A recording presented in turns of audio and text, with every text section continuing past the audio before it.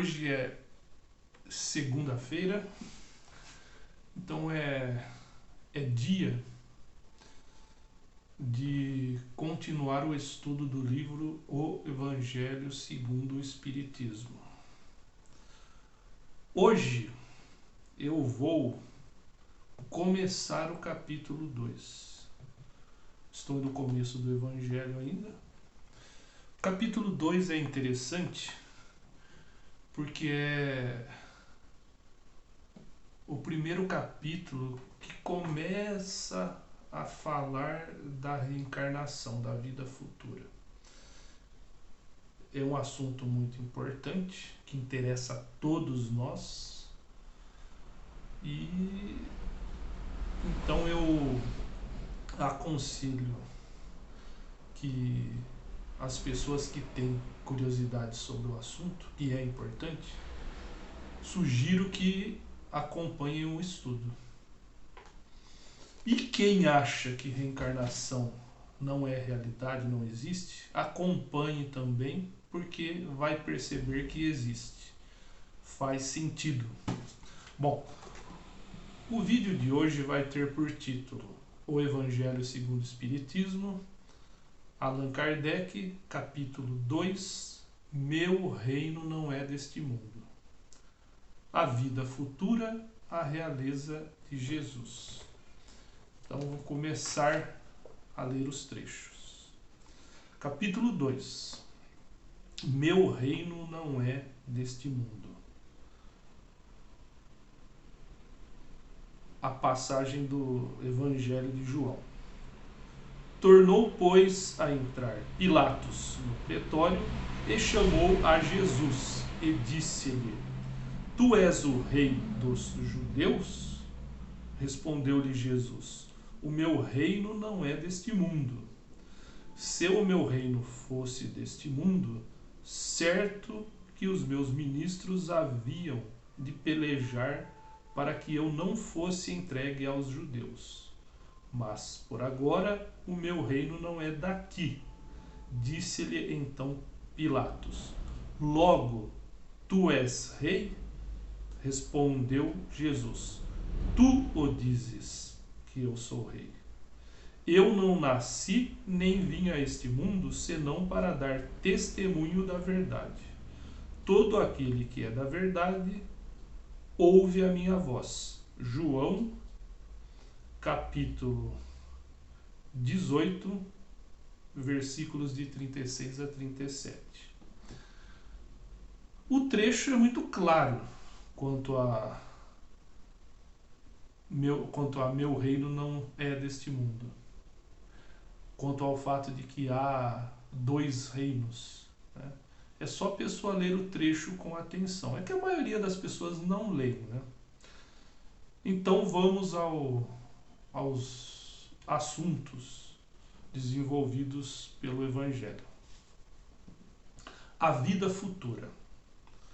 Por estas palavras, Jesus se refere claramente à vida futura, que ele apresenta em todas as circunstâncias, como o fim a que se destina a humanidade, e como devendo ser o objeto das principais preocupações do homem sobre a terra. Todas as suas máximas se referem a esse grande princípio. Esta frase é interessante. Todas as máximas de Jesus se referem a esse princípio, ou seja, sem a reencarnação, que cada vez vai ficar mais claro, né? Aqui só está começando. Sem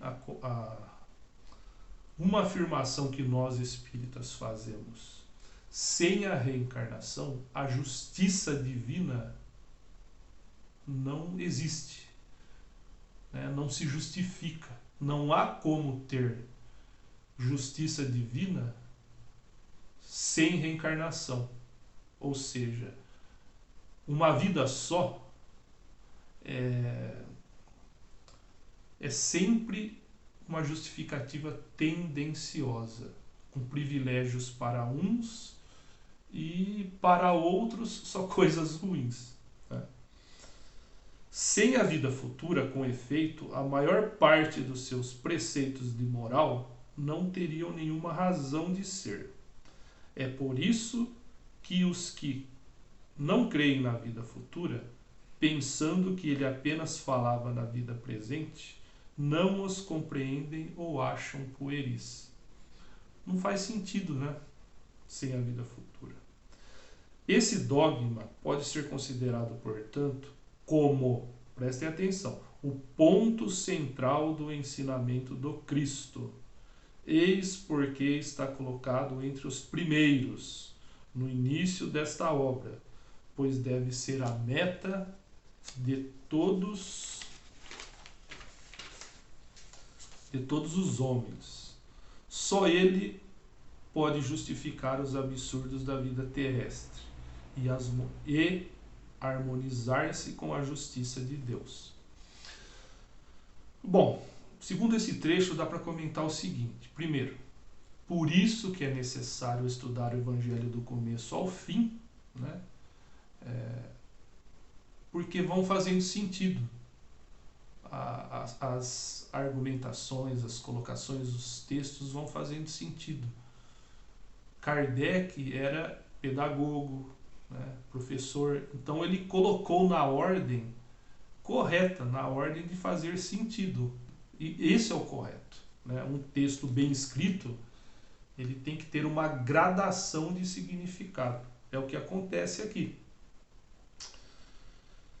Jesus, entretanto, conformando o seu ensino ao estado dos homens da época, evitou de lhes dar o esclarecimento completo, que os deslumbraria em vez de iluminar, porque eles não o teriam compreendido. Ele se limitou a colocar, de certo modo, a vida futura como um princípio, uma lei da natureza a qual ninguém pode escapar. Tudo vai de acordo com o entendimento, com o esclarecimento. As revelações, elas não são dadas à revelia de qualquer jeito, para qualquer um, em qualquer tempo. Não, tem a hora certa. E o que faz apressar isso, digamos, é a pessoa procurar respostas, a pessoa procurar estudar. O Espiritismo veio completar, nesse ponto, como em muitos outros, o ensinamento do Cristo, quando os homens se mostraram maduros para compreender a verdade. Como Espiritismo, a vida futura não é mais simples artigo de fé ou simples hipótese.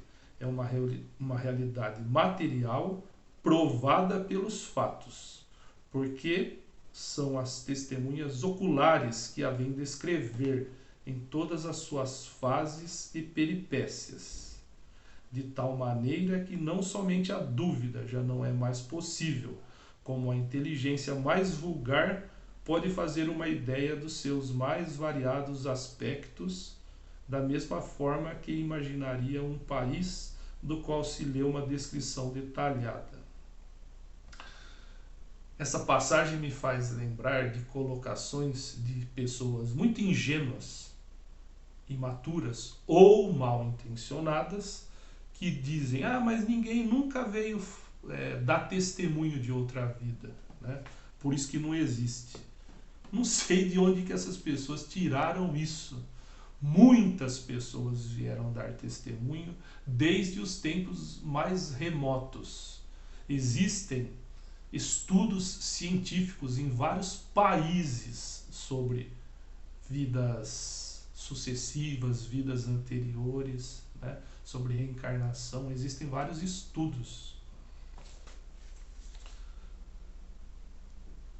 Último texto de hoje, a realeza de Jesus.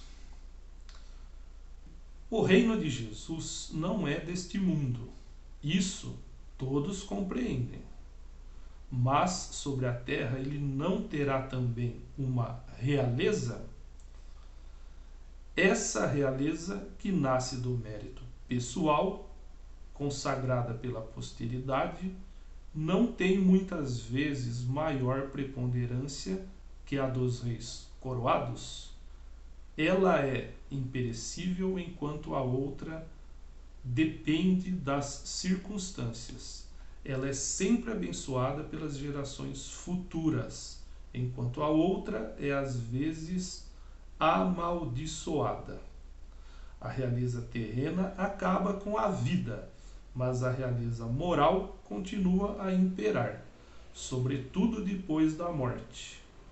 Sob esse aspecto, Jesus não é um rei mais poderoso que muitos potentados? E termino por aqui. É um trecho importante, muito importante. A semana que vem eu vou terminar o capítulo 2. E esta semana também haverá mais 2 vídeos que eu vou gravar, né, de assuntos relacionados ao trecho que eu acabei de ler e comentar um pouco.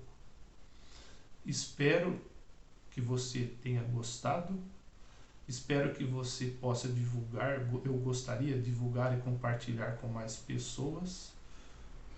Gostaria que você compartilhasse este vídeo com outras pessoas, gostaria que você se inscrevesse no meu canal e pode fazer comentários, perguntas abaixo do vídeo, nas minhas redes sociais que eu vou deixar abaixo. Peço que você visite meus sites também, né? Lá há a página Agradecimento e Contato, na qual você pode também entrar em contato comigo. E é isso. Espero que você acompanhe o estudo do Evangelho, que é um estudo muito importante, né? Como foi falado aqui, ainda não apareceu o termo reencarnação, vai aparecer ainda, mas é a reencarnação, é um ensinamento, uma crença, um conhecimento, um conceito central, né? Repito, a justiça divina não tem sentido sem a reencarnação, sem as vidas sucessivas. Deus é Pai de todos nós. Deus é justo e bom para todos nós. E o que justifica isso é a vida futura, é a reencarnação, são as várias vidas. Muito obrigado e até o próximo vídeo.